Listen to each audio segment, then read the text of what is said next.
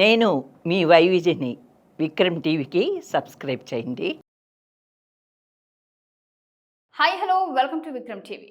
AP deputy CM Pawan Kalyan తనకు appointment ఇస్తే తన వద్ద ఉన్న ఒక అద్భుతమైన ఆలోచనను ఆయనతో పంచుకుంటానని విలక్షణ నటుడు షాయాజీ షిండే అన్నారు. ఆలయాల్లో ప్రసాదంతో పాటు భక్తులకు ఒక మొక్కను ఇస్తే బాగుంటుందని తాను ఇప్పటికే ఈ పని చేస్తున్నానని పేర్కొన్నారు. సుధీర్ బాబు హీరోగా వస్తున్న మా నాన్న సూపర్ హీరో మూవీలో షాయాజీ కీలక పాత్రలో నటిస్తున్నారు. దసరా సందర్భంగా ఈ సినిమా ఈ నెల 11న ప్రేక్షకుల ముందుకు వస్తుంది. దీంతో మేకర్స్ ముమ్మరంగా ప్రచార కార్యక్రమాలు నిర్వహిస్తున్నారు. దీనిలో భాగంగా తాజాగా బిగ్ బాస్ సీజన్ 8లో హీరో సుధీర్ బాబుతో కలిసి షాయాజీ పాల్గొన్నారు. ఈ సందర్భంగా ఈ విలక్షణ నటుడి గురించి సుధీర్ బాబు మాట్లాడుతూ ఆసక్తికరమైన విషయాన్ని పంచుకున్నారు. ఖాళీ ప్రదేశం కనపడితే చెట్లు నాటుతారని వ్యాఖ్యత నాగార్జునతో అన్నారు. దీంతో నాగ్ ఇలా షాయాజీ మొక్కలు నాటడం వెనుక ఉన్న కారణాన్ని ఆయనను అడిగారు. అప్పుడు షాయాజీ షిండే మాట్లాడుతూ తన తల్లి 1997లో కన్నుమూసినట్లు తెలిపారు.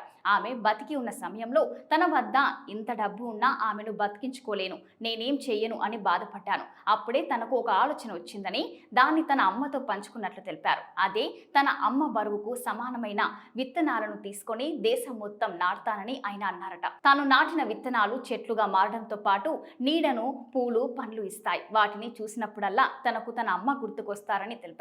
దీన్ని ఆలయాల్లో వచ్చే భక్తుల ద్వారా చేపడితే ఇంకా బాగుంటుందని ఆలోచించి మహారాష్ట్రలోని 3 దేవాలయాల్లో ప్రారంభించినట్లు షాయాజీ చెప్పుకొచ్చారు. అయితే గుడికి వచ్చే అందరికీ కాకుండా ఎవరైతే అభిషేకం చేస్తారో వారితో సుమారు 100 నుంచి 200 మందికి ప్రసాదంగా వీటిని ఇవ్వడం జరుగుతుందని తెలిపారు. ఒకవేళ deputy CM Pawan Kalyan appointment ఇస్తే ఆయనను కలిసి ఈ వివరాలన్నీ చెప్తానని అన్నారు.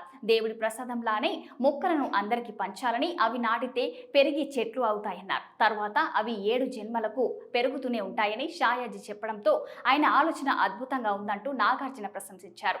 ఈ విషయంలో మీకు తప్పకుండా పవన్ అభిమానులు సాయం చేస్తారని నాగ్, సుధీర్ బాబు ఆయనతో చెప్పారు. ఇలాంటి మరిన్ని లేటెస్ట్ అప్డేట్స్ కోసం సబ్స్క్రైబ్ టు విక్రమ్ టీవీ.